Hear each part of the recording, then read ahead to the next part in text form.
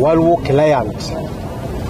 client ate musirikale, client wa company gye bayita TFC Financial Services badde yazze okwebuuzako oba okubuuza nti kampuni eno yamuwoze ssente bamubanja ssente meka.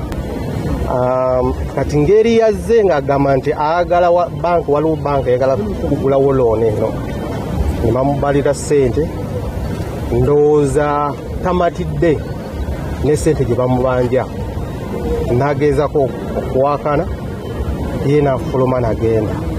Kati leero ate yakomyewo n'abuuza kyekimu mubanja ssente meka, ne bamubulira ssente gye bamubanja, n'atandika okuwoogana, n'atandika okukayana, naye director ba manager wa kampuni eyo n'agezako okumukakanya, amugamba nti tula wansi kaakana tukunyonyole ngeri looni eyo obadde etambula, waliwo amagoba gy'oteekwa kusasula, waliwo principal gy'oteekwa kusasula n'emisingo, ebintu ng'ebyo.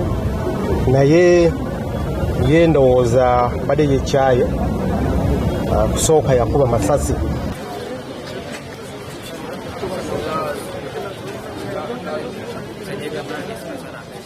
Bwe basse bamuyita Utman Bandiri.